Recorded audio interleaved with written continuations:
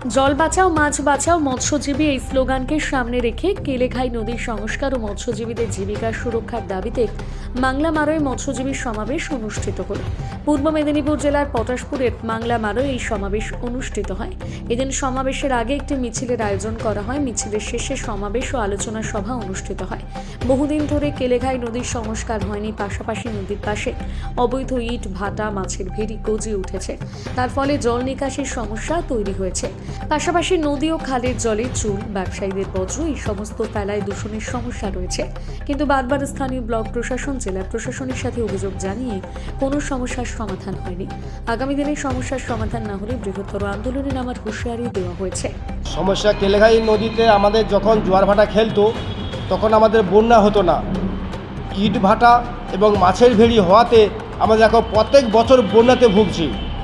তাছাড়া ওই নদীতে জোয়ার ভাটা না খেলার জন্য উপরে যে জল, সেই জল জমা ওর যে খাল, যে সুতি খালগুলো রয়েছে, ওর সংযুক্ত যে খালগুলো রয়েছে, সেই খালগুলোতে জল নিকাশি, জল যাতায়াত বন্ধ, যার জন্য আমরা গ্রামের জল বেরোতে পারছে না।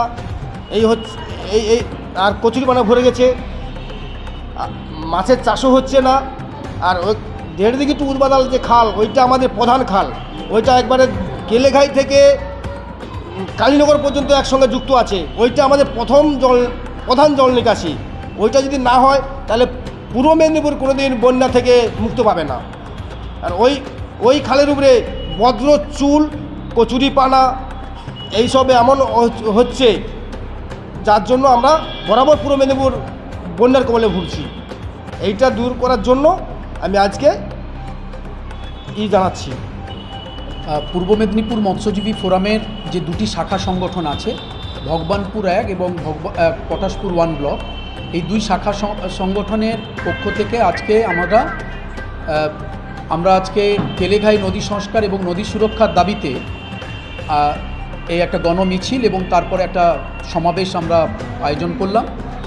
আসলে এই সমাবেশে আমাদের সর্বভারতীয় যে সংগঠন national federation of small scale fish workers, তার সাধারণ সম্পাদক, সভাপতি এবং অন্যান্য জেলার এবং রাজ্যের নেতৃত্বরা উপস্থিত ছিলেন। আসলে কেলেঘাই নদী সংস্কার এই এলাকার মৎস্যজীবীদের দীর্ঘদিনের দাবি।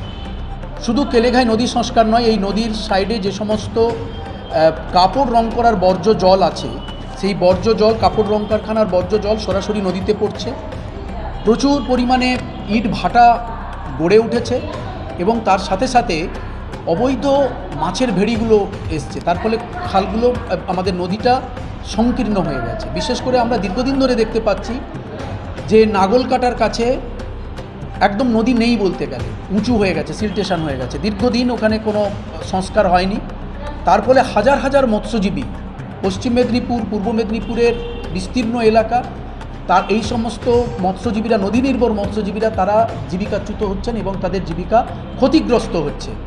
তো আমরা আজকে কনভেনশন থেকে, আমাদের এই সমাবেশ থেকে আমরা সিদ্ধান্ত নিলাম, আগামী 2026 অবধি আমাদের একটা লাগাতার লড়াই চলবে। আগামী 26-এর যে সাধারণ আমাদের অ্যাসেম্বলি ইলেকশন হবে, বিধানসভা নির্বাচন হবে, সেই বিধানসভা নির্বাচনের প্রাক্কালে আমরা প্রত্যেকটি রাজনৈতিক দলের কাছে আমরা আবেদন জানাচ্ছি যে তারা যেন তাদের রাজনৈতিক ইস্তাহারে এবং তাদের যে রাজনৈতিক ইস্যু হবে, এলাকার সমস্যা যেগুলো আসবে, সেটা যেন কেলেঘাই নদী সংস্কার যেন তাদের কাছে প্রথম এবং প্রধান ইস্যু হয়।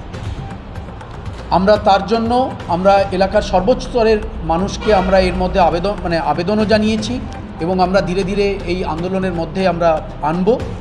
এবং সেখানে আমরা যে সমস্ত সিদ্ধান্তগুলো নিয়েছি আজকের এই কর্মসূচি, যেটা সমাবেশ থেকে যে কর্মসূচিগুলো বেরিয়ে এসছে, প্রথম কথা হচ্ছে আমরা প্রত্যেকটি বুথে বুথে, ভগবানপুর 1 এবং পটাশপুর 1, প্রত্যেকটি নদী পাড়ের প্রত্যেকটি বুথে বুথে বুথ মিটিং হবে, সিগনেচার ক্যাম্পেইন হবে এবং সিগনেচার আগামী 15 দিনের মধ্যে এই কাজটা হয়ে যাওয়ার পরে দুটি ব্লকের বিডিওর কাছে আমরা ডেপুটেশনে যাব। ডেপুটেশনে যাওয়ার পরে তারপরে আমরা এটা জেলাতে যাব এবং তারপরে রাজ্য সেচ দপ্তরের যিনি আধিকারিক আছেন তার সাথেও আমরা কথা বলব। এটা আমরা প্রথম, দ্বিতীয় এবং তৃতীয়।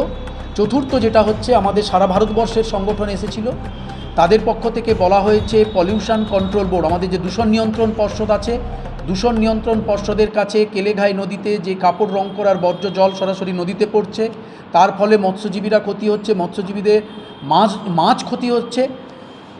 আমরা সেই বিষয়ে তারা সেখানে দৃষ্টি আকর্ষণ করবেন আমাদের পলিউশন কন্ট্রোল বোর্ডের। আমরা মৎস্যমন্ত্রীকে এই বিষয়টাও জানাবো। আগামী দিনে 2026-এর মধ্যেই আমরা লাগাতার কর্মসূচি, যতদিন পর্যন্ত কেলেঘাই নদী সংস্কার না হচ্ছে, আমাদের লাগাতার কর্মসূচি আমরা গ্রহণ করেছি। বিগ নিউজ, সবার আগে সবার সাথে।